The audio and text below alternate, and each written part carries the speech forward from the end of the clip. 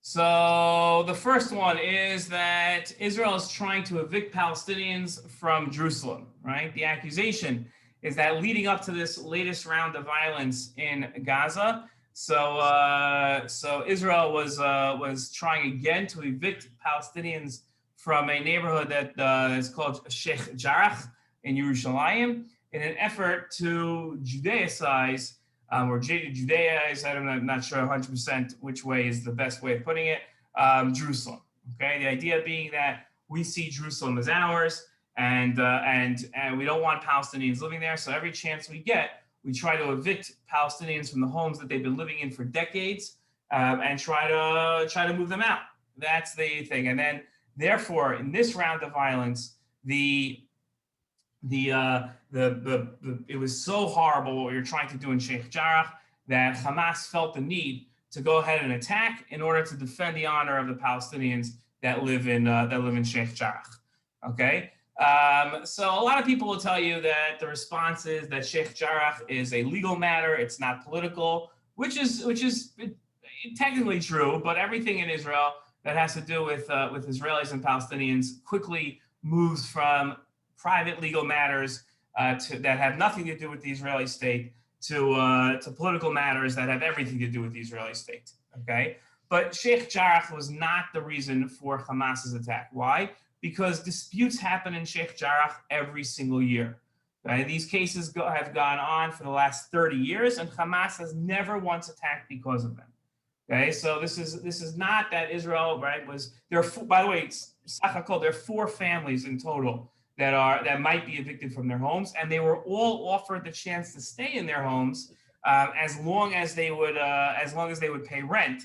And for whatever reasons, which we can get to another time, they turned down those offers.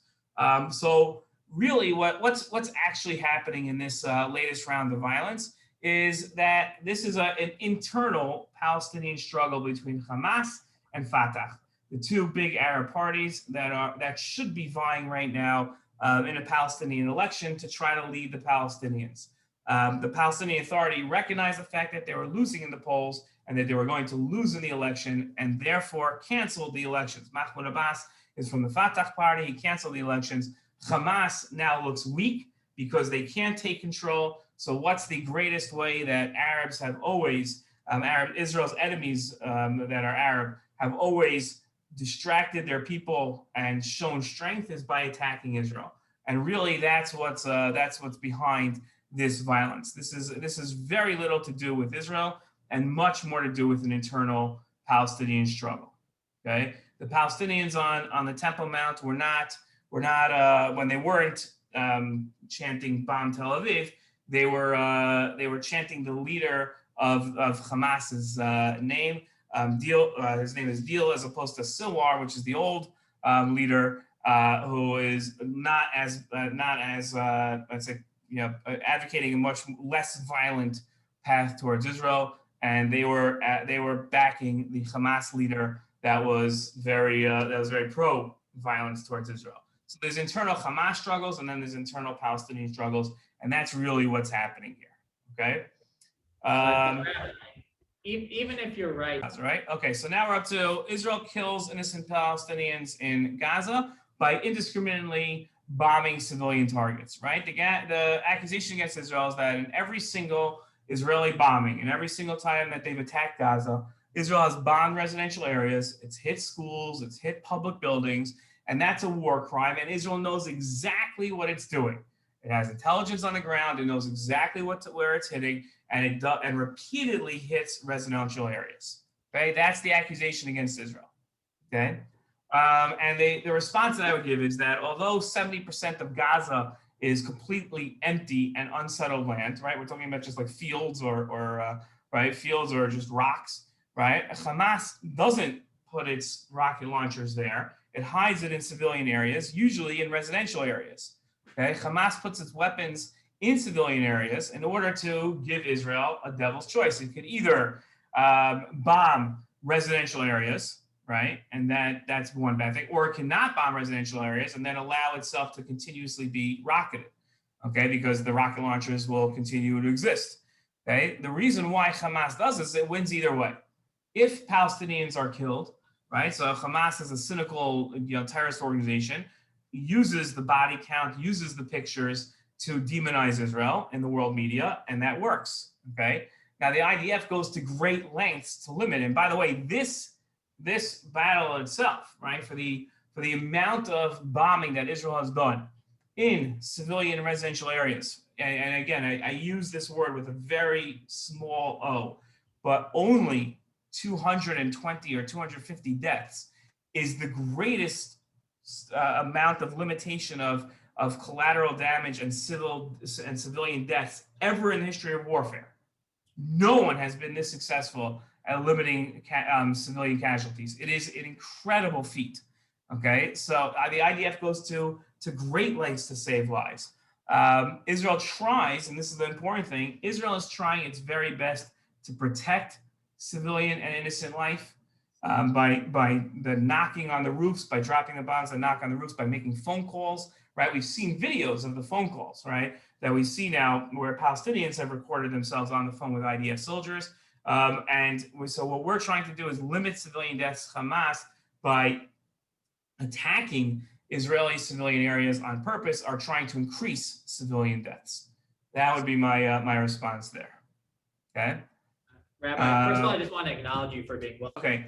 The next point is that many more Gazans, more Palestinians in Gaza die than Israelis, right? So what's the accusation? The accusation against Israel is that Israel must be acting against international law and immorally because so many more Palestinians die than Gazans, right? So what's our response to this? Okay, so this is body counts don't determine who's right and who's wrong in war, right? So there's a million examples that we can give. I'm obviously going to go to Germany, but not about the Holocaust, right? We don't consider in Germany, World War II, right? There's probably about 25 German civilian deaths to every American civilian death, right? So that didn't make the Germans the more moral side of the two.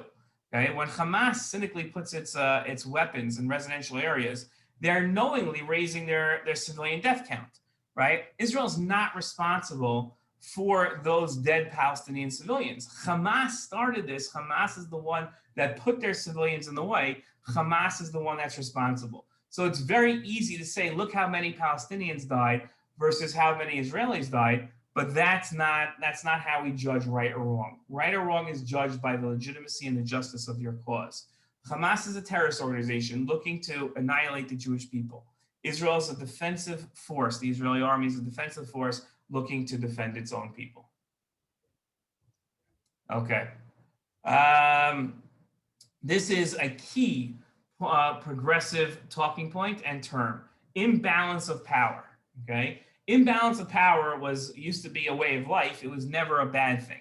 Progressives have turned an imbalance of power into an inherently bad and evil thing. Okay, so there's an imbalance of power between Israelis and Palestinians in Gaza. Right, the accusation against Israel is that it's more powerful. Right there, and therefore it's responsible for war. Israel has the Iron Dome. It has drones. It has the latest generation fighter jets. It has precision guided missiles. Right, and therefore it has greater responsibility than Hamas. Okay, so what's the answer to this? Okay, imbalance of power is not an inherent evil. Okay, when it comes to let's say in the workforce, and you have an imbalance of power, let's say between white people and African Americans, or between men and women, so then yes, in those cases, an imbalance of power is incorrect and should be corrected. Okay, but the world wants an imbalance of power when you have democracies fighting terrorists, right? It would be ludicrous to claim that America was responsible for 9/11 because there was an imbalance of power between America and Al Qaeda. Okay, that no one would say that, right? It's in all peace-loving people's interests that democratic Israel be more powerful than terrorist Hamas, right? Hamas has invested tens of millions of dollars in terrorist tunnels and rockets instead of bomb shelters. And it wouldn't even need a bomb shelter or an Iron Dome if it never fired a rocket at Israel, because Israel would never be attacking it. Okay? Decrying, this is a great line, decrying the strong as wrong and the weak as right is a privilege of those that don't have to worry about their own safety. Okay? Nobody who has to worry about their own safety is going to sit there and say there's an imbalance of power. Okay, on January 6th, when police officers greatly outweighed and had a greater power than the protesters, no progressive member of Congress was saying to the Capitol Police, some of you should hand over your guns to the protesters, just to make sure that there's a proper balance of power. Right? When it's right versus wrong, we want an improper balance of power. That is what we want. Okay. Last point, which relates to our last point in the last section, Israel is a warmongering country, right? The accusation against Israel is that Israel and its prime minister, especially its prime minister Benjamin Netanyahu, are right-wing extremists who will always try to start wars to kill Palestinians. Since its founding, Israel's been in multiple wars, countless operations and battles. It's constantly killing Palestinians in Gaza while it always claims that it's peace-loving. What's the response? Israel's never started a war. Even when it's fired a first shot, those first shots have been preemptive defensive attacks in order to stop threats against it, okay? Israel has never fought a war with the objective of capturing land, and it has no aspirations whatsoever for enlarging its borders, okay? We've given up land in the effort for peace. It's surrounded by enemies who threaten to kill its citizens, and by Iran, who threatens to develop a nuclear weapon to annihilate Israel. These are things that they've said. Prime Minister Netanyahu is one of the few Israeli prime ministers to not have Israel under his term fight in a war. And he's Israel's longest serving prime minister. So it's not for a shortness of years that he can credit that to, okay? He's also signed 4 normalization deals with Arab countries. So it's very hard to make the argument that Israel is a war-mongering country.